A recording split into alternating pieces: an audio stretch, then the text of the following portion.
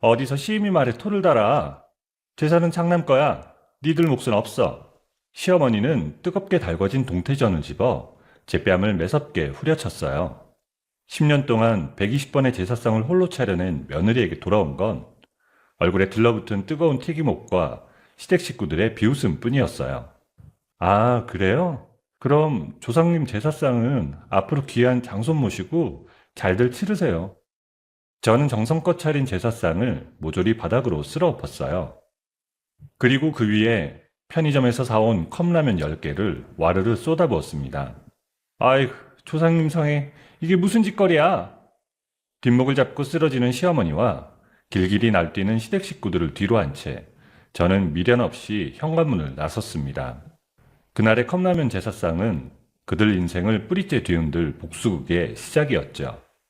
사연 시작 전에 구독 버튼을 눌러주시고 어디서 듣고 계신지 댓글에 남겨주세요. 그곳에 늘 행운이 가득하길 바라겠습니다. 시아버지 기일이 돌아올 때마다 저는 언제나 혼자였습니다. 차례상에 올릴 음식 목록을 적은 메모지를 손에 쥐고 새벽같이 시장을 돌고 무거운 장바구니를 두 손 가득 들고 들어와 부엌에 서는 것도 늘 저 혼자였죠. 올해도 다르지 않았습니다. 앞치마를 두르고 기름 튀는 프라이팬 앞에 선 지 벌써 3시간째였어요.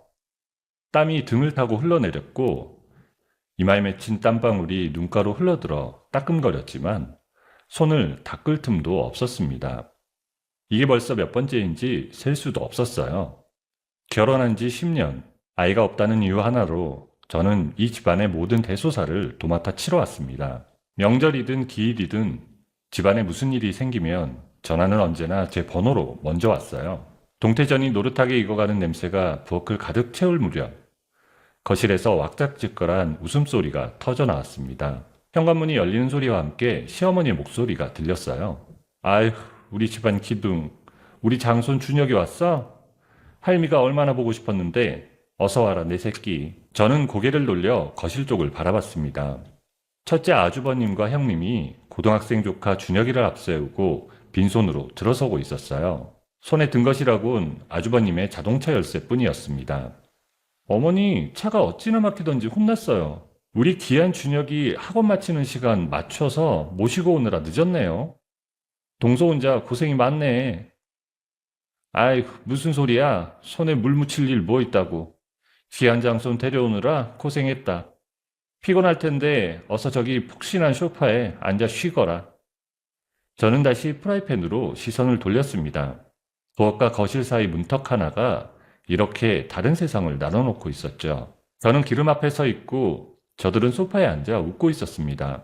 10년이 지나도 달라진 것은 아무것도 없었죠. 제사를 마치고 음식을 상에 올릴 준비를 하던 참이었어요. 시어머니가 갑자기 헛기침을 한번 하더니 목소리를 가다듬었습니다. 다들 하던 거 멈추고 잠깐 이리 와서 앉아봐라. 내가 아주 중요하게 할 말이 있다. 남편이 부엌으로 고개를 내밀었습니다. 여보, 어머니가 부르셔. 불 끄고 잠깐 나와봐. 저는 불을 줄이고 앞치마로 손을 닦으며 거실로 나왔습니다. 시어머니는 소파 정중앙에 앉아 두 손을 무릎 위에 가지런히 모으고 있었습니다. 아주버님 부부는 그 옆에 나란히 앉아서 묘하게 입꼬리가 올라간 표정이었어요. 오늘 제삿날에 다 모인 김에 확실하게 해두마. 내 명의로 된 이 집, 그리고 통장에 있는 예금 전부 다 우리 큰아들 상우한테 싹 다 물려줄 거야. 상우는 아주버님이 이름이었어요. 우리 준혁이가 이 집안 태를 이을 하나뿐인 핏줄 장손 아니니 핏줄 있는 집구석으로 재산이 가는 게 하늘에 이치고 당연한 거다. 딴말 나오기 전에 법적으로 서류도 벌써 다 만들어 놓았어. 거실이 조용해졌습니다. 저는 귀를 의심했어요. 남편의 턱 근육이 굳어지는 것이 보였습니다. 어머니, 지금 그게 무슨 말씀이세요? 저희가 지난 10년 동안 어머니 모시면서 달달이 병원비, 생활비 다 됐잖아요. 집안제사며 잔치며 다 저희가 치렀는데 어떻게 저희랑은 한마디 상의도 없이 통보를 하십니까? 어디서 감히 상의 타령이야? 내 돈 내가 마음대로 주겠다는데 네가 무슨 상관이니? 키워준 은혜도 모르는 놈? 어머니, 너무하신 거 아니에요? 저희가 이 집에 쏟아부은 돈이 형님네보다 몇 배는 많아요. 10년이에요, 10년. 저 실컷 부려먹을 때는 언제고 이제 와서 저희한테는 아무것도 없다니요. 시어머니의 눈이 가늘어졌습니다. 뭐가 어쩌고 어째? 억울해? 네가 지금 감히 하늘 같은 시어미한테 눈을 똑바로 뜨고 억울하다고 대들어? 이래서 뼈대 없는 집안은 안 돼. 아주버님이 팔짱을 끼며 코웃음을 쳤습니다. 재수씨, 10년 동안 애 하나 못 낳은 주제 어디서 재산 욕심을 내? 양심 있으면 쥐죽은 듯이 가만히 엎드려 있어야지. 안 그래? 형님이 옆에서 낮게 킥킥거렸습니다. 조카 준혁이도 손으로 입을 가리며 웃음을 참지 못했습니다. 그 웃음소리가 귀 안으로 파고드는 순간이었어요. 시어머니가 자리에서 일어나더니 부엌 쪽으로 성큼성큼 걸어갔습니다. 그리고 제가 방금 전까지 붙이고 있던 동태전을 맨손으로 집어 들었어요. 기름이 줄줄 흘렀습니다. 어머니 안 돼요. 그거 갓 구워서 엄청 뜨거운데. 그 말이 채 끝나기도 전이었어요. 뜨거운 전이 제 뺨을 정통으로 내리쳤습니다. 퍼석한 튀김옷과 뜨거운 기름이 얼굴에 달라붙었어요. 저는 그 자리에 굳어버렸습니다. 어머니, 지금 사람 얼굴에 무슨 짓을 하시는 거예요? 아주버님이 배를 잡고 웃었습니다. 형님은 고개를 돌리고 어깨를 들썩였어요. 준혁이는 아예 소파에 기대며 낄낄거렸습니다. 뜨거운 열기가 뺨에서 식어가는 동안 저는 그 웃음소리를 하나하나 귀에 담았어요. 10년을 참아왔습니다. 저는 손에 들고 있던 뒤집개를 바닥에 내던졌어요. 앞치마 끈을 잡아뜯어 그 위에 패대기 쳤습니다. 다들 입 다물고 잠깐 기다리세요. 저는 핸드백을 들고 현관문을 열었어요. 아파트 1층을 나와 사거리를 건너 편의점으로 걸어 들어갔습니다. 머릿속은 이상하리만큼 고요했습니다. 삼각김밥 6개, 컵라면 4개, 계산대에 10,000원짜리 한 장을 올려놓았어요. 시어머니 집으로 돌아와 정성껏 차려진 제사상 앞에 섰습니다. 저는 두 손으로 상보를 잡아 제사 음식들을 한꺼번에 바닥으로 쓸어냈어요. 전이 뒹굴고 과일이 굴러다녔습니다.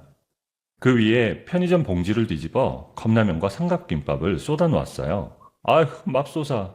이 짐승만도 못한 년이 지금 조상님 상에다 무슨 짓거리야?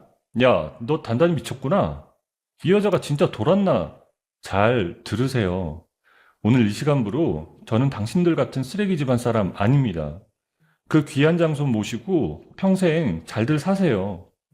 남편이 아주버님의 멱살을 향해 손을 뻗었습니다. 두 사람이 뒤엉키는 사이 저는 남편의 손목을 잡아당겼어요. 그만해. 이딴 사람들한테 손대지 마. 당장 나가. 남편의 손을 잡고 현관문을 향해 걸었습니다. 등 뒤로 시어머니의 비명이 들렸어요. 아주버님 부부의 욕설이 계단을 타고 흘러내렸습니다. 저는 한 번도 뒤를 돌아보지 않았습니다. 시댁을 나온 그날 밤 우리는 친정으로 향했습니다. 택시 안에서 남편은 아무 말도 하지 않았어요. 창밖을 바라보는 남편의 턱이 미세하게 떨리고 있었습니다. 저도 말이 나오지 않았어요. 뺨의 열기는 아직 가시지 않았고 기름 냄새가 머리카락에 배어 있었어요. 친정 현관문이 열리는 순간 어머니가 제 얼굴을 보고 숨을 멈췄습니다. 아이고 세상에, 이게 대체 무슨 일이야? 네 얼굴이 어쩌다 이 꼴이 된 거야? 누가 우리 딸 얼굴을 이렇게 만들었어? 친정아버지가 현관으로 나와 제 뺨에 붉은 자국을 확인하더니 그 자리에서 눈시울이 붉어졌어요. 어떤 놈의 짓이야? 당장 말해. 내 귀한 딸 얼굴에 누가 이딴 짓을 해? 그 집구석 사람들이 그랬어? 저는 대답 대신 그만 울음을 터뜨리고 말았습니다. 어머니가 저를 꼭 끌어안으며 함께 흐느꼈어요. 남편은 두 손을 꽉 쥔 채 고개를 숙이고 서 있었습니다. 천벌을 받을 인간들. 10년 동안 뼈 빠지게 일만 시키더니 이제는 사람을 쳐? 거긴 사람이 사는 데가 아니야. 나쁜 놈들만 모여 사는 곳이지.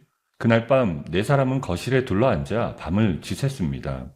다음날 아침 남편의 휴대전화가 울렸어요. 화면에는 형님의 번호가 찍혀 있었습니다. 야, 너희 어제 그 난리를 쳐놓고 지금 어디에 꽁꽁 숨어 있어?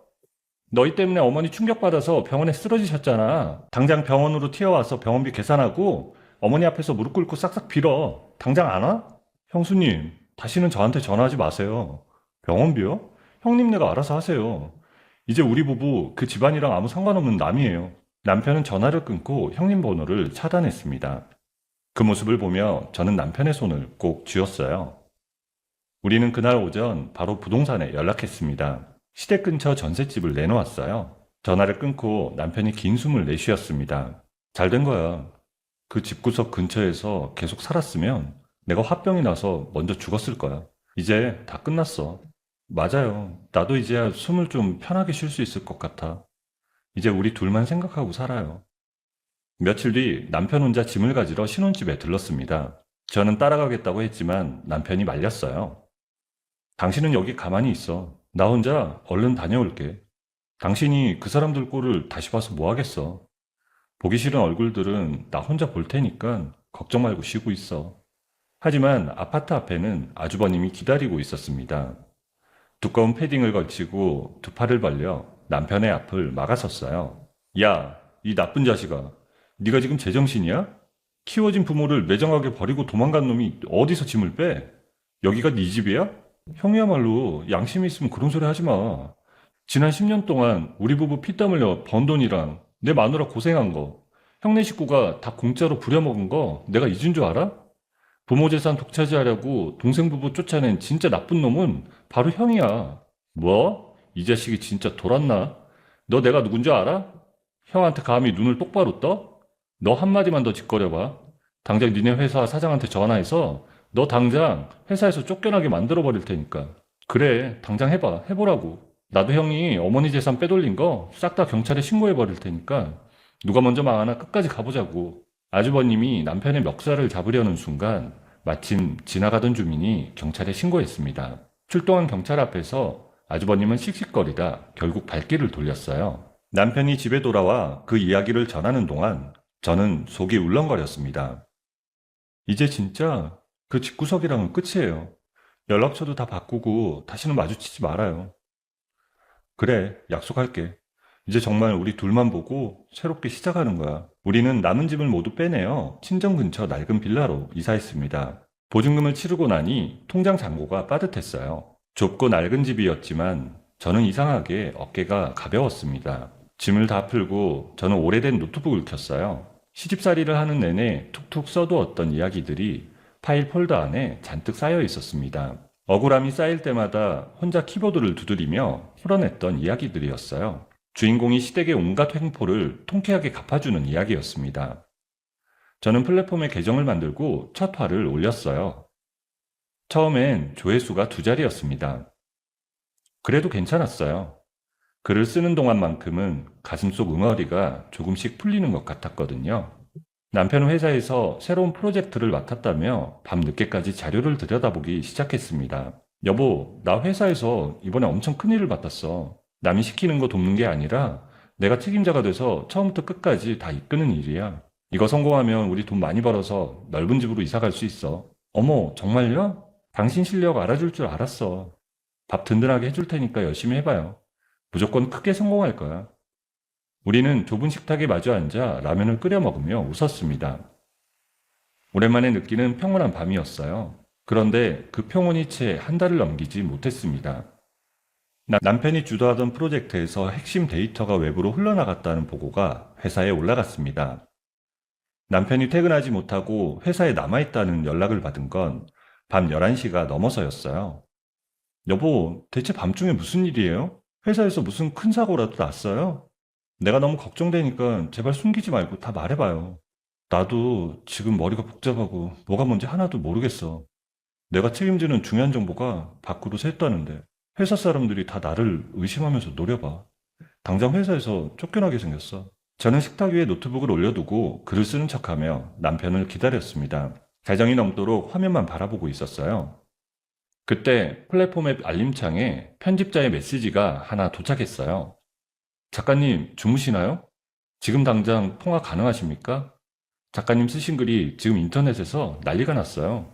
사람들이 너무 재밌다고 엄청나게 몰려들고 있어요. 저는 멍하니 그 메시지를 봤습니다. 편집자의 메시지를 받은 날 밤 저는 답장을 하지 못했습니다. 남편이 새벽 2시가 넘어서야 축 처진 어깨로 현관문을 열고 들어왔기 때문이었죠. 구두도 제대로 벗지 못하고 신발장에 기댄 남편의 얼굴이 하얗게 질려 있었어요. 여보, 대체 무슨 일이에요? 얼굴이 왜 이렇게 백지창처럼 하얘? 밖에서 무슨 험한 꼴이라도 당한 거야? 다 끝났어. 회사에서 제일 중요한 서류가 몽땅 밖으로 샜대. 근데 회사 윗사람들이 다 내가 빼돌린 거라고 나를 범인 취급해. 당장 내일 모레 잘리게 생겼어. 아니, 그게 무슨 말도 안 되는 소리예요. 당신이 회사를 위해 밤낮 없이 얼마나 뼈 빠지게 일했는데 생사람을 잡아도 유분수지. 당신이 왜 그런 짓을 해요? 남편은 대답 대신 소파에 무너지듯 앉았습니다. 저는 남편 옆에 바짝 붙어 앉아 손을 잡았어요. 남편의 손이 차가웠습니다. 다음 날부터 남편은 매일 감사팀 조사실로 불려갔어요. 몇 시간씩 조사를 받고 돌아오는 남편의 눈빛은 날이 갈수록 어두워졌습니다.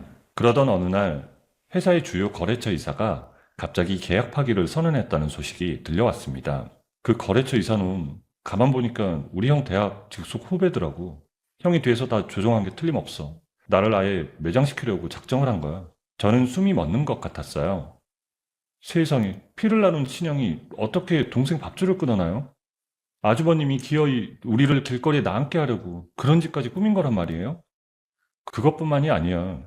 우리 부서에 나를 평소에 눈엣가시처럼 여기던 박 과장이라는 놈이 있어. 그 놈이 글쎄 내가 서류를 빼돌리는 걸 봤다고 새빨간 거짓말을 하고 돌아다니잖아. 형이 분명히 그놈도 돈을 주고 꼬드긴 거야. 아휴, 맙소사. 돈에 눈이 멀어서 죄 없는 사람을 모함해? 벼락 맞을 인간들, 천벌을 받을 거야. 남편이 천장을 올려다 봤어요. 말이 없었지만 그 눈빛이 대답을 대신했습니다. 결국 해고통보가 날아왔습니다. 퇴직금 정산도 제대로 되지 않았어요. 남편이 10년 가까이 다닌 회사였습니다. 남편이 짐박스를 들고 집으로 돌아오던 날, 저는 현관에서 기다리고 있었어요. 박스를 내려놓는 남편의 손이 떨렸습니다. 저는 아무 말 없이 남편을 끌어안았어요. 여보, 나 정말 억울해서 미치겠어. 내가 왜 이런 꼴을 당해야 해? 당신 호강시켜줘도 모자랄 판에 내가 정말 미안해. 정말 미안해. 울지 마요. 당신 잘못 하나도 없어. 바보같이 왜 미안하다고 그래. 이대로 억울하게 당하고만 있지 않을 거예요. 그 인간들이 우리한테 한 짓 피눈물 나게 다 갚아줄 테니까 두고 봐요. 억울함을 풀기 위해 우리는 변호사 사무실을 찾아다니기 시작했어요. 서류를 들고 이 사무실 저 사무실 문을 두드렸습니다. 하지만 대기업 부장인 아주버님이 쳐놓은 촘촘한 그물 앞에서 변호사들은 하나같이 고개를 저었습니다. 아이고, 사정은 참 딱하신데 어떡합니까? 심정은 확실해도 빼도 박도 못할 증거가 하나도 없어요. 상대편이 워낙 대기업 고위직이라 돈도 많고 뒤를 봐주는 사람도 많아서 덤벼봤자 계란으로 바위치기예요. 저희로선 맡을 수가 없어요. 수임료조차 감당하기 빠듯한 우리 형편에 선뜻 맡겠다는 곳도 없었습니다. 남편은 생계를 위해 대리운전 앱을 깔았어요. 일용직 현장도 나갔습니다. 저는 그 모습을 보며 가슴 한가운데가 서서히 무너지는 것을 느꼈습니다.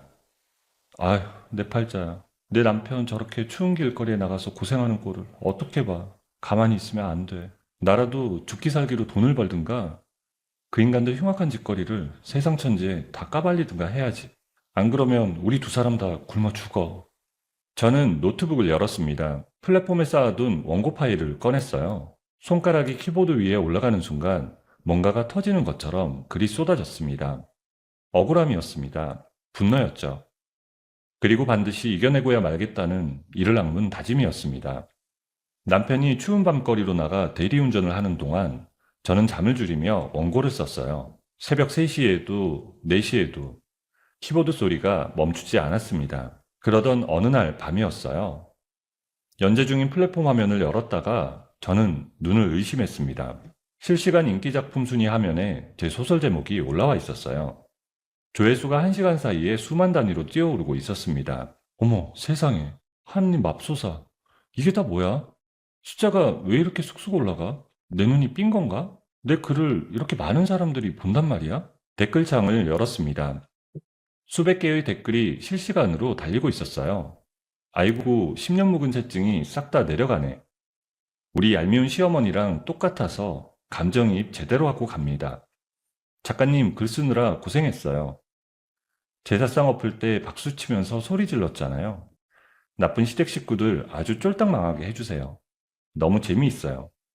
다음 편 빨리 올려주세요. 눈 빠지게 기다립니다. 메일함에도 알림이 쌓이고 있었어요. 출판사 이름이 적힌 메일들이 줄줄이 들어오고 있었습니다. 판권문이었어요. 저는 손이 떨려 화면을 제대로 읽지 못했습니다. 그때 현관 비밀번호 소리가 들렸습니다. 차갑게 식은 얼굴로 들어서는 남편을 보자마자 저는 노트북을 들고 달려갔어요. 여보, 밖에서 추운데 고생 많았죠? 이것 좀 빨리 봐요. 내 눈이 어떻게 된 건지 당신이 좀 똑똑히 확인해봐요. 얼른. 어후, 나 오늘 하루 종일 운전대 잡느라 뼈마디가 다 쑤셔 죽겠어. 눈도 침침한데 갑자기 노트북은 왜 들이밀어? 남편의 눈이 화면 위를 천천히 훑었습니다. 조회수를 확인하고 댓글을 읽고 메일 제목들을 넘기는 동안 남편의 표정이 조금씩 굳어졌어요. 그러다 남편이 고개를 들어 저를 바라봤습니다. 이거, 이거 진짜 당신이 쓴 글이야? 출판사에서 당장 책 내자고 난리가 난 이 글들이 전부 다 당신 거라고? 그래요. 내가 쓴 거 맞아요. 억울하게 당한 우리 이야기들 내가 도끼 품고 쓴 내 글이라고요. 남편의 눈에 눈물이 차올랐습니다. 차갑던 뺨 위로 뜨거운 것이 한 줄기 흘러내렸어요. 저는 노트북을 내려놓고 남편의 차가운 손을 두 손으로 감쌌습니다. 이제 싸울 무기가 생겼다는 것을 그 순간 저는 온몸으로 느꼈습니다. 다음날 아침, 저는 가장 먼저 온 출판사 메일의 발신인을 확인했어요. 대형 출판사 윤 대표의 이름이었습니다. 업계에서 모르는 사람이 없는 곳이었어요. 여보, 빨리 일어나 봐. 지금 잠이 와요? 당장 출판사 사장님 만나러 가요. 왜 이리 아침부터 호들갑이야? 지금 몇 시나 됐다고 그래? 지금 7시예요. 우리나라에서 제일 큰 출판사 사장님한테 당장 만나자는 연락이 왔다고요.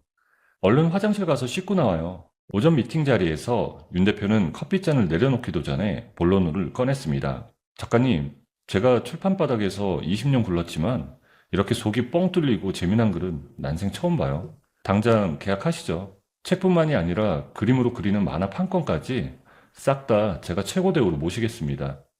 계약금도 섭섭지 않게 팍팍 드릴게요. 어머나 세상에, 대표님, 이거 계약금 숫자가 잘못 적힌 거 아니에요? 0이 왜 이렇게 많아요? 아니에요. 잘못 적힌 거 절대 아닙니다. 작가님 글은 그보다 10배는 더 벌어다 줄 황금알을 낳는 거위니까요. 오히려 제 마음 같아서는 더 얹어드리고 싶어요. 저는 남편과 눈을 마주쳤습니다. 남편이 작게 고개를 끄덕였어요. 저는 펜을 들었습니다. 계약서에 도장을 찍고 나오는 길에 남편이 제 손을 잡았어요. 여보, 정말 고생 많았어.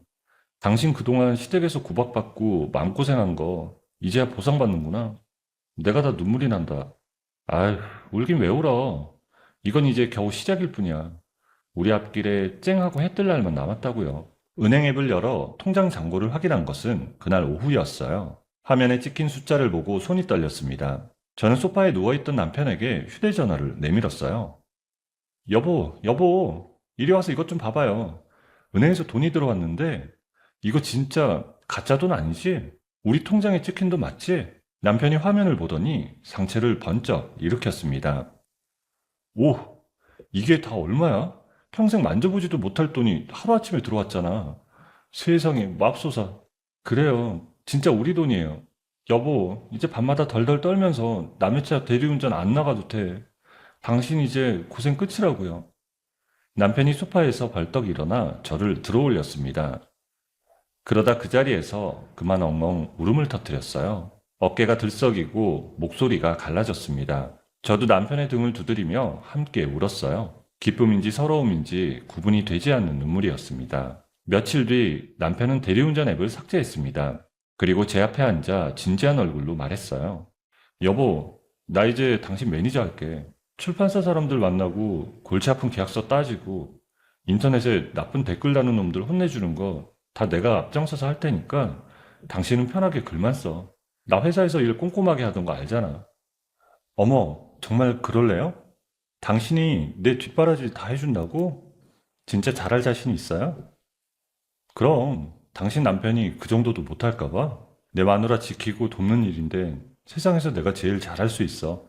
나만 믿어. 그때부터 우리는 완벽한 한 팀이 되었습니다. 남편은 계약서를 한 줄 한 줄 빠짐없이 검토했고 악성 댓글을 캡처해 고소장을 작성했으며 제 일정표를 직접 따서 관리했습니다.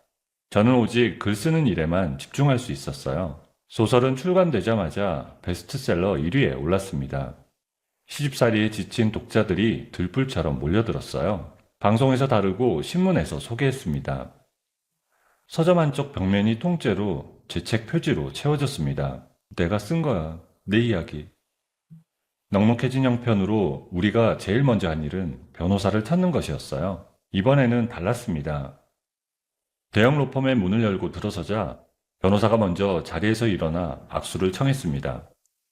아유, 작가님, 오신다는 연락받고 기다리고 있었어요. 쓰신 책 저도 아주 속 시원하게 잘 읽었습니다. 자, 그 나쁜 형님이 어떻게 남편분을 모함했는지 처음부터 끝까지 속 시원하게 다 말씀해 보시죠. 제가 싹 다 해결해 드릴게요. 남편이 서류 봉투를 테이블 위에 올려놓으며 그동안의 일을 처음부터 끝까지 털어놓았습니다.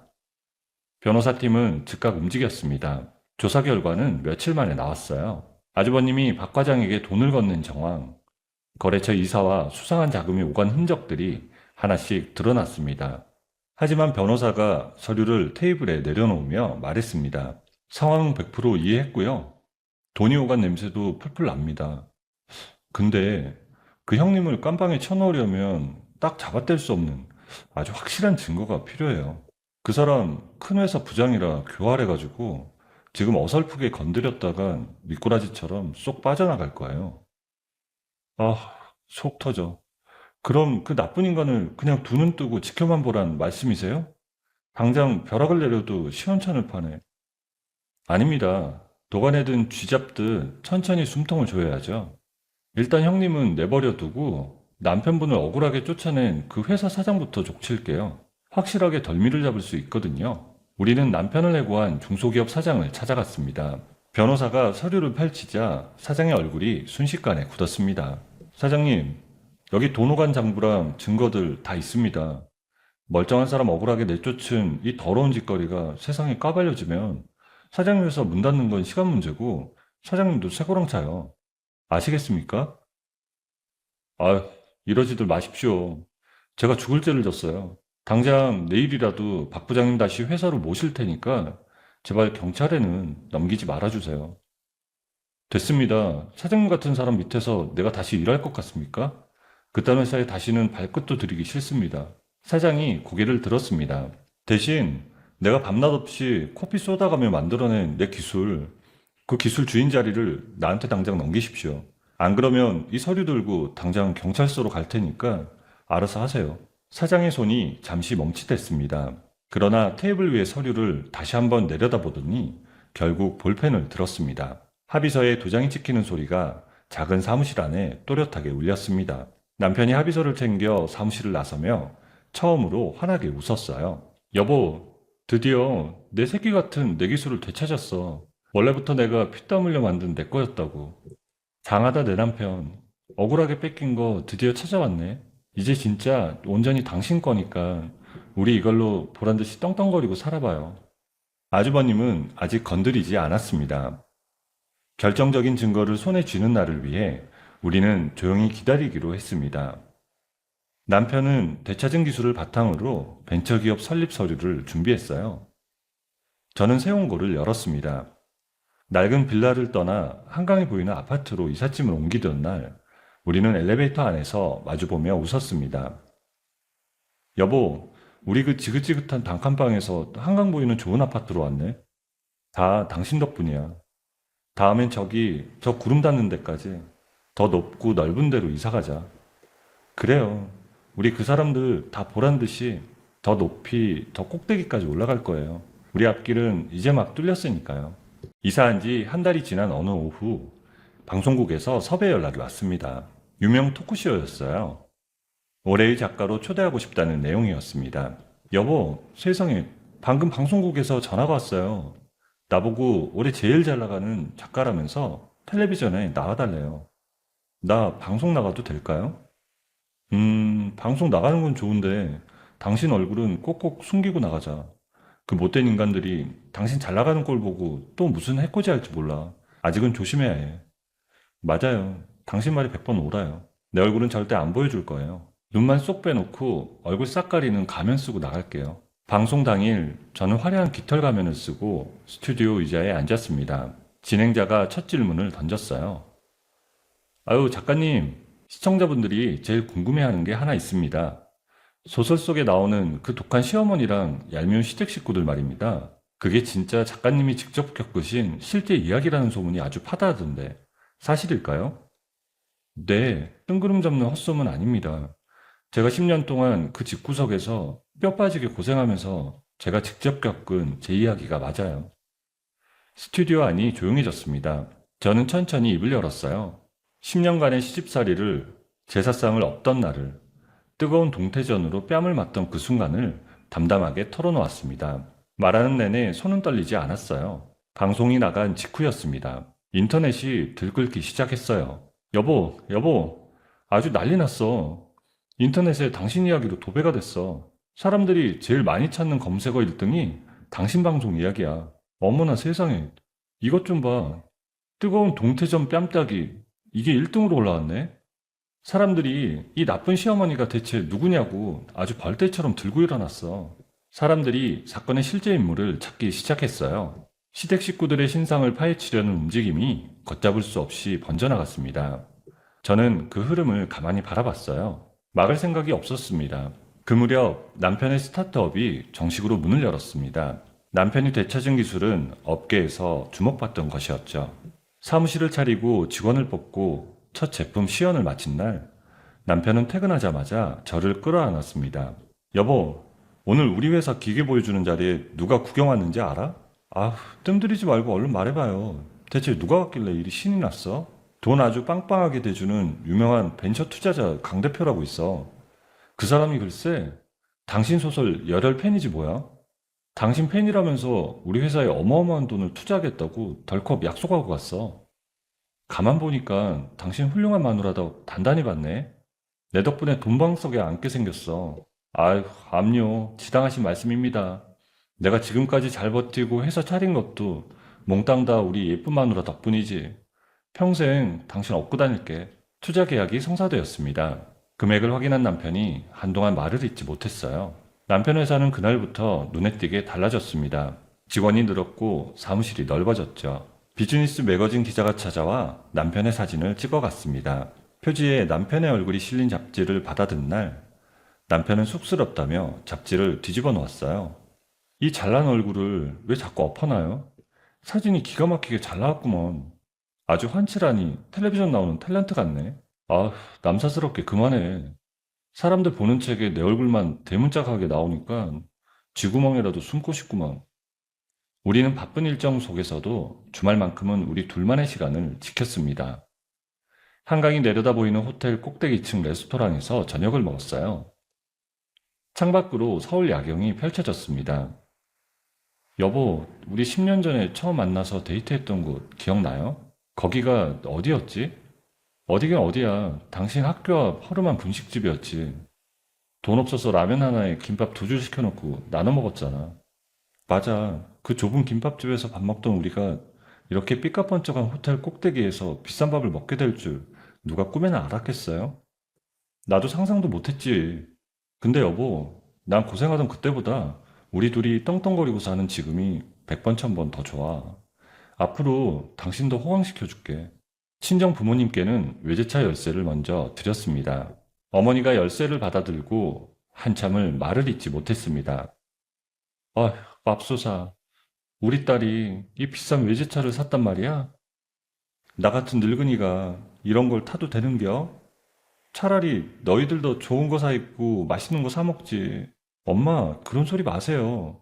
열대를 사드려도 제 성에 안 차요. 나 시댁에서 구박받을 때 엄마 가슴이 얼마나 까맣게 타들어갔어. 이제 내 덕에 폼나게 팍팍 쓰면서 살아요.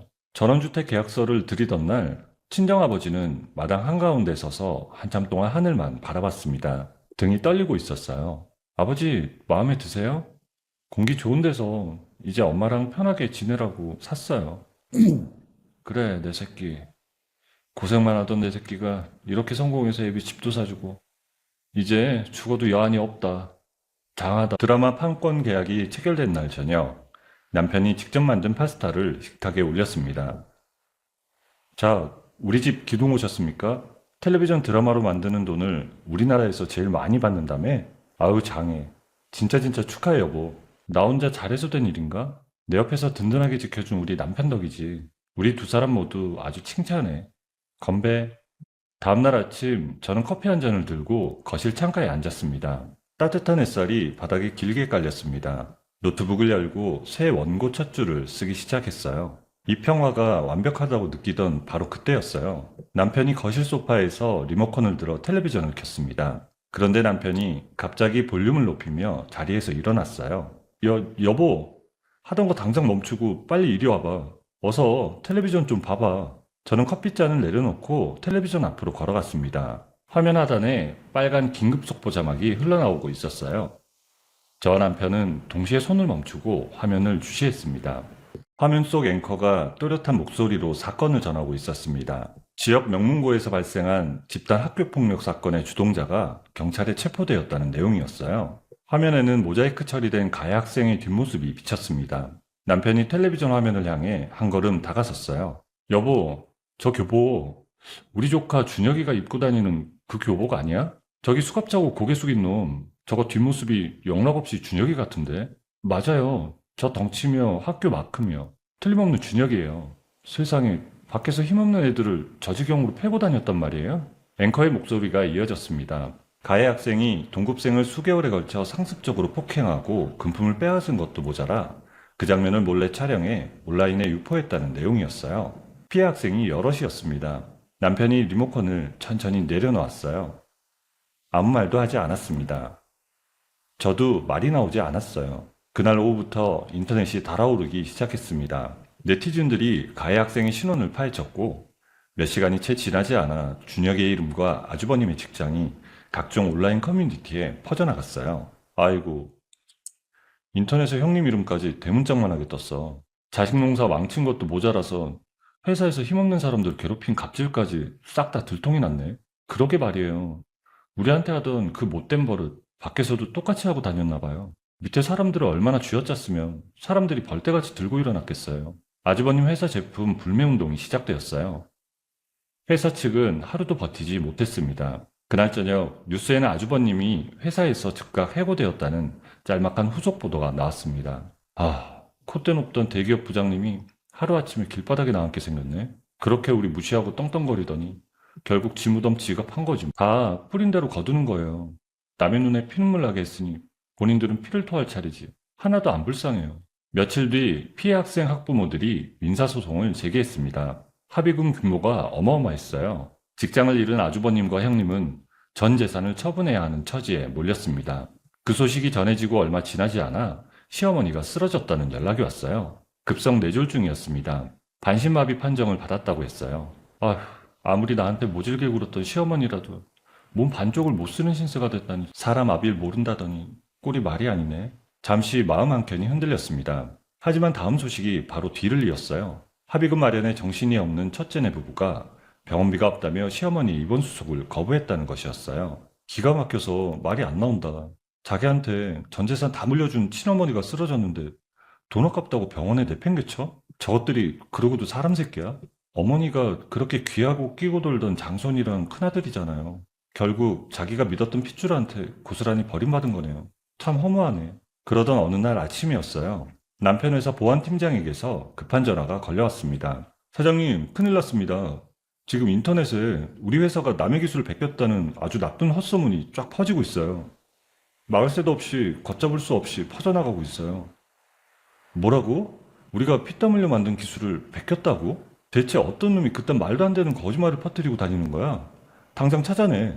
지금 직원들 다 풀어서 누가 처음 글을 올렸는지 샅샅이 뒤지고 있는데 작정하고 숨었는지 아직 꼬리가 안 밟힙니다. 전화를 끊은 남편의 표정이 싸늘하게 가라앉았습니다. 이거 안 봐도 비디오야. 형님 짓이야. 뻔해. 아주버님이요? 정말 확실해요? 아무리 그래도 자기 친동생 회사를 상대로 그런 미친 짓을 한단 말이에요? 지 새끼 사고치고 직장까지 잘려가지고 벼랑 끝에 몰리고 나니까 혼자 망하기 억울해서 나까지 물고 늘어지는 거야. 끝까지 아주 구역질이 나네. 루머는 빠르게 업계로 번졌습니다. 그날 오후 남편 회사의 중요한 투자 유치 계약이 보류되었다는 소식이 왔어요. 남편은 즉각 보안팀을 풀었습니다. 저는 책상 앞에 앉아 있었어요. 머릿속이 복잡하게 돌아가고 있었습니다. 그때 제 개인 휴대전화가 울렸어요. 낯선 번호였어요. 받자마자 형님의 목소리가 터져 나왔습니다. 아이고, 동서, 나야. 제발 끊지 말고 내 말 좀 들어봐. 어머니가 병원에 누워서 숨 넘어가기 직전인데 동서 이름만 애타게 부르셔. 우리가 쫄딱 망해서 수중에 돈 10원 한 장 없는데 제발 병원비 좀 팍팍 보내주라. 응? 동서 돈 많이 벌었잖아. 저는 창밖을 바라봤습니다. 10년 전 뜨거운 동태전이 제 뺨에 닿던 순간이 스쳤어요. 그 옆에서 배를 잡고 웃던 형님의 얼굴도 함께 떠올랐습니다. 어머, 형님, 이제 와서 제 돈이 필요하세요? 좋아요. 제가 내일 병원으로 직접 찾아갈 테니까 거기 기다리고 계세요. 어머, 정말? 역시 우리 착한 동서밖에 없다니까. 그래, 얼른 와. 내가 동서 좋아하는 따뜻한 차라도 타놓고 기다릴게. 정말 고마워. 착각하지 마세요. 형님네 도와주러 가는 거 아니니까.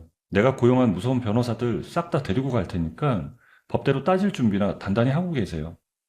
전화기 너머가 조용해졌습니다. 저는 전화를 끊고 남편을 불렀어요. 여보, 내일 아침 일찍 어머니 계신 병원 좀 가야겠어요. 그 인간들 헛된 희망, 내가 내 손으로 아주 박살을 내주고 올 거니까. 다음날 아침, 저는 변호사와 함께 시어머니가 실려간 병원으로 향했습니다. 남편도 함께였어요. 병원 복도에서 형님 부부와 마주쳤습니다. 형님은 저를 보자마자 달려와 손을 잡으려 했습니다. 아, 동서, 내가 진짜 염치가 없는데 이렇게 와줘서 정말 고마워. 어머니가 지금 숨이 꼴딱꼴딱 넘어가는데 동서만 애타게 찾고 계셔. 제발 불쌍한 어머니 살리는 셈 치고 병원비 좀 보태주라, 응? 어머, 제 몸에 함부로 손대지 마세요. 징그럽게 왜 이러세요? 저는 변호사에게 눈짓했습니다. 변호사가 서류 봉투를 꺼내 형님 앞에 내밀었어요. 자, 여기 이 종이 똑똑히 보십시오. 돌아가신 시아버님이 남긴 밭이랑 집, 그 알짜배기 재산들 형님네가 싹 다 가져갔다는 증명서입니다. 돈을 몽땅 챙겨가셨으니까 늙고 병든 어머니 모시는 것도 당연히 형님네가 책임져야 한다는 법원 도장이 찍힌 서류예요. 아니, 이게 다 뭐야? 병원비 내주러 온 거 아니었어? 갑자기 이런 종이 쪼가리는 왜 내미는 거야? 왜요? 글씨를 못 읽으시겠어요? 지난 10년 동안 아버님 남기신 재산들 형님네가 쥐도새도 모르게 다 빼돌린 거 여기 낱낱이 다 적혀 있잖아요.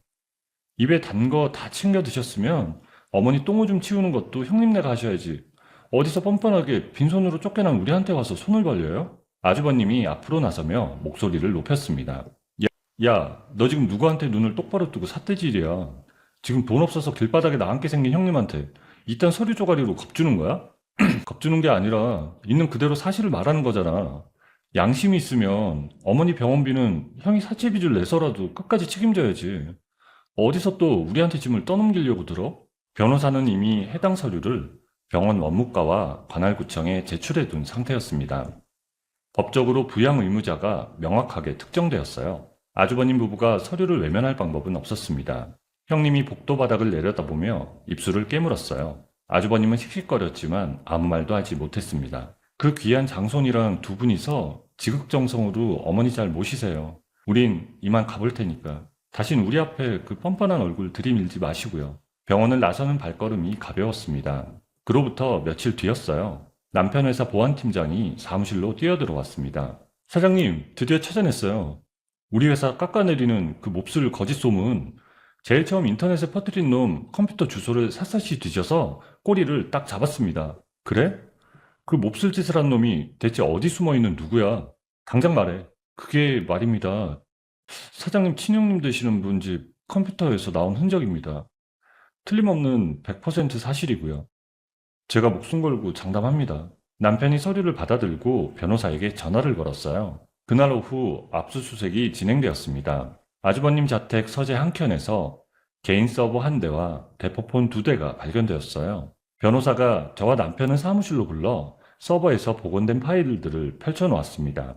기계 안에 숨겨둔 비밀 자료들을 싹 다 살려냈습니다. 아주 썩은 내가 진동을 하더군요. 생각했던 것보다 훨씬 더 더럽고 끔찍한 짓거리들을 많이 해놨어요. 화면에는 박 과장과 주고받은 메시지 내역이 펼쳐져 있었습니다. 거액의 현금을 내거는 조건으로 남편에게 불리한 증언을 하도록 지시하는 내용이었어요. 거래처 이사와의 자금 거래 내역도 고스란히 남아 있었습니다. 남편을 산업 스파이로 몰기 위해 단계별로 짜인 계획이 문서로 정리되어 있었어요.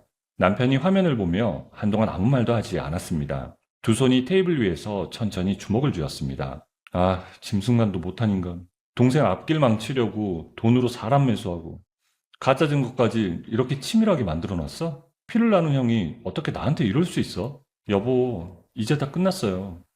저 인간이 당신 피눈물 흘리게 한 거 이 증거들로 다 갚아줄 수 있게 됐잖아요. 조금만 참아요. 없는 말 지어내서 사람 바보 만든 죄, 남의 장사 망친 죄, 회사 기밀 빼돌리라고 시킨 죄, 싹 다 긁어 모아서 감방에서 평생 썩게 만들어주겠습니다. 이 정도 꽉 찬 증거면 빼도 박도 못하고 쇠고랑 찹니다. 고소장이 접수된 지 이틀 만에 아주버님에게 구속영장이 발부되었습니다. 아주버님이 수갑을 차고 끌려가는 장면이 저녁 뉴스에 짤막하게 나왔습니다. 남편은 그 화면을 보면서도 표정 하나 바꾸지 않았어요.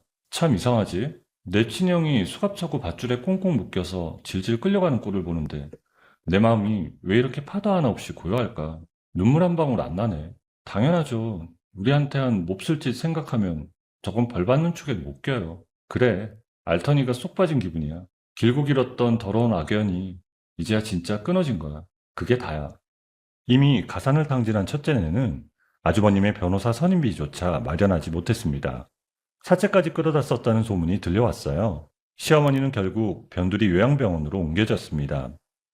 형님이 찾아온다는 소식은 들리지 않았어요. 남편은 곧바로 기자회견을 열었습니다. 단상에선 남편은 흔들림 없이 또렷한 목소리로 말했습니다. 여러분, 다 똑똑히 들어주세요. 우리 회사가 남의 것을 훔쳐갔다는 건 새빨간 거짓말입니다. 제 뼈와 살을 깎아 밤낮 없이 제 손으로 직접 만든 제 기술이에요. 여기 제가 그동안 땀 흘려 연구한 진짜 증거 자료들을 세상에 하나도 빠짐없이 전부 다 공개하겠습니다. 사장님, 그럼 그 나쁜 거짓말을 지어내서 퍼뜨린 범인이 경찰에 붙잡혔다는데 대체 사장님이랑 무슨 원수를 진 사람입니까? 한때는 저와 피를 나눈 가족이었습니다. 그게 전부입니다. 기자회견장이 잠시 조용해졌습니다. 남편은 그 이상 말을 덧붙이지 않았어요. 기자회견 이후 여론은 완전히 뒤집혔습니다. 보류되었던 투자 계약은 기존 금액의 2배로 올라 체결되었어요. 투자자 강 대표가 직접 전화를 걸어왔습니다. 아유, 사장님, 내가 사람 하나는 기가 막히게 잘 봤네. 억울한 일 당하고도 안 굽히고 당당하게 맞서 싸우는 사장님 깡다구에 제가 푹 빠졌습니다. 약속했던 돈 2배로 얹어서 화끈하게 쏘겠습니다. 까짓 거 같이 한번 크게 가봅시다. 여보, 방금 들었어? 그 큰손 회장님이 처음 약속했던 돈에서 2배나 더 얹어주겠대. 우리 회사 완전 대박 났어. 아우, 당연하지. 하늘이 다 아시고 우리 고생한 거 복으로 쏟아부어 주시는 거예요. 덩실덩실 춤이라도 춰야겠네. 그날 저녁 우리는 한강이 보이는 거실에 나란히 앉았습니다. 여보, 우리 축배 한잔 하자고. 이제 진짜 길고 모질었던 악몽이 싹 다 끝났어. 그러게 말이에요. 우리 눈물 쏙 빼던 나쁜 인간들 다 벌받고 이제 진짜 우리 세상이네. 다 끝났어. 우리는 말없이 잔을 부딪혔습니다. 창밖으로 한강이 조용히 흘렀어요. 드라마 종방연이 끝난 것은 늦가을 밤이었습니다. 제 소설을 원작으로 한 드라마가 마지막 회 최고 시청률을 기록하며 막을 내렸습니다. 종방연 자리에서 감독과 배우들이 저를 향해 잔을 들어 올렸고 저는 그 자리에서 처음으로 눈물을 흘렸습니다. 집으로 돌아오는 길이었어요. 아파트 로비 출입구 앞에 2사람이 서 있었습니다. 가로등 불빛 아래 찬 바람을 맞으며 서성이는 모습이 먼 발치에서도 눈에 들어왔어요. 여보, 저기 저 앞에 서 있는 사람들 우리 형이랑 형수 아니야? 저 꼴이 대체 왜 저래? 알아요. 벌써 봤어요. 무슨 염치로 얘까지 기어왔는지 두고 보자고요. 형님이었습니다. 그리고 그 옆에 패딩 점퍼를 걸친 앙상한 몸의 아주버님이 서 있었어요. 보석으로 잠시 풀려난 것이었습니다. 2사람 모두 몰라보게 초라해져 있었어요. 형님의 구두 뒷굽이 달아있었고 아주버님의 얼굴에는 광대뼈가 도드라져 있었어요. 형님이 저를 알아보고 달려왔습니다. 아휴, 동서, 내가 이렇게 싹싹 빌게. 우리가 다 잘못했어. 제발 우리 한 번만, 딱 한 번만 살려주라. 응? 동서, 돈 많잖아. 아주버님이 그 뒤를 따라오더니 그 자리에서 바닥에 무릎을 꿇었습니다. 재수씨, 아니 작가님, 내가 천하의 몹쓸 놈이야. 내가 귀신이 씌었었어. 진짜 죽을 죄를 졌어. 제발 고소 좀 취하해줘. 감옥에 다시 들어가면 나 진짜 죽어. 제발. 동서, 어머니가 그 싸구려 요양병원에서 매일매일 동서 이름만 부르면서 우셔. 우리 지금 알거지 알거지. 매일 밤낮으로 빚쟁이들이 문을 부수고 난리를 쳐서 길거리에 나 앉게 생겼어. 제발 사람 하나 살리는 셈 치고 우리 빚 좀 갚아주라. 제발 도와줘. 차가운 밤바람이 로비 앞을 스쳤습니다. 저는 2사람을 천천히 내려다봤어요. 무릎을 꿇은 아주버님의 어깨가 떨렸습니다. 형님의 눈물이 가로등 불빛에 반짝였습니다. 저는 들고 있던 핸드백을 남편에게 건넸어요. 그리고 미리 챙겨주었던 쇼핑백을 꺼내 두 사람 앞에 툭 던졌습니다. 쇼핑백이 바닥에 쓰러지며 안에 든 것이 굴러나왔어요. 시장에서 파는 10,000원짜리 새 프라이팬이었습니다. 아니, 이게 뭐야? 갑자기 웬 프라이팬을 던지고 그래? 왜요? 기억 안 나세요? 어머니가 그 펄펄 끓는 기름 묻은 동태전으로 제 뺨따구로 후려쳤잖아요. 그 옆에서 두 분 아주 배가 찢어지게 웃으셨죠? 똑똑히 기억나시죠? 아주버님이 시선을 내리 깔았습니다. 형님이 입술을 달싹였어요. 그 프라이팬 불에 시뻘겋게 달궈가지고 두 분이 서로 뺨이나 실컷 치세요. 그 뜨거운 맛을 봐야 본인들이 무슨 짓을 했는지 정신을 차리지. 안 그래요? 아니, 동서, 아무리 그래도 그렇지. 말이 너무 심한 거 아니야? 어떻게 그런 무서운 소리를. 입 다무세요. 길거리에 굴러다니는 쓰레기는 분리수거라도 해서 다시 쓰지. 당신들 같은 인간들은 구제불능이야. 평생 남 탓이라면서 그렇게 비참하게 사세요.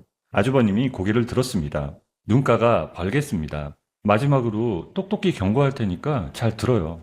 내 눈앞에 한 번만 더 얼쩡거리면 법으로 꽁꽁 묶어서 근처에도 못 오게 만들고 두 분한테 남은 숟가락 하나까지 싹 다 뺏어버릴 테니까 빈말 아니니까 각오 단단히 하세요. 남편이 로비 안쪽 보안요원에게 눈짓했습니다. 보안요원 2명이 나와 두 사람을 로비 바깥으로 안내했어요. 형님이 끌려가면서 뒤를 돌아봤습니다. 저는 시선을 거두지 않았어요.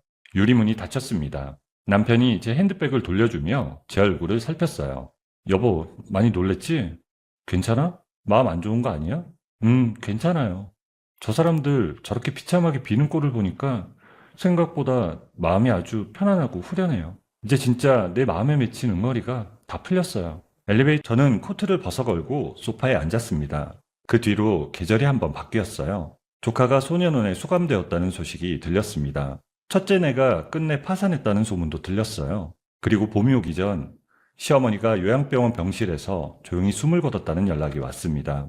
곁엔 아무도 없었다고 했어요. 남편이 전화를 끊고 잠시 창밖을 바라봤습니다. 저도 남편 곁에 나란히 섰습니다. 둘 다 아무 말도 하지 않았어요. 눈물도 나오지 않았습니다. 그것이 솔직한 마음이었어요. 그리고 봄이 왔습니다. 우리는 집 근처 벚꽃길을 나란히 걸었습니다. 남편이 먼저 손을 내밀었어요. 저는 그 손을 잡았습니다. 분홍빛 꽃잎이 바람에 흩날렸습니다. 남편이 걸으면서 제 쪽을 바라봤어요. 참 고생 많았어요, 여보. 그 모진 세월 다 견디고 아주 멋지게 잘 싸워줬어. 고마워. 나 혼자 한 게 어디 있어요? 당신이 내 옆에서 이렇게 든든하게 지켜줬으니까 우리가 같이 이겨낸 거죠. 우리 정말 잘 싸웠어요. 꽃잎이 우리 머리 위로 소리 없이 내려앉았습니다. 남의 눈에 피눈물 나게 하면 자기 눈에는 피가 난다는 옛말이 하나도 틀린 것이 없었어요. 억울하고 모진 구박 속에서도 착한 마음을 잃지 않고 묵묵히 서로를 지켜낸 부부의 앞날에는 이제 활짝 핀 벚꽃처럼 환한 웃음만 가득할 것입니다. 우리 이야기를 들어주시는 여러분의 삶에도 가슴속 답답함과 억울함이 있다면 봄눈 녹듯 다 씻겨 내려가기를 진심으로 바랍니다. 언제나 따뜻하고 기분 좋은 일만 가득하시고 매일매일 건강하게 웃는 날만 있으시기를 두 손 모아 응원합니다. 여러분, 오늘의 이야기를 어디서 듣고 계신가요? 구독 버튼을 눌러주시고 댓글에 남겨주시면 감사한 마음으로 인사드리겠습니다. 감사합니다.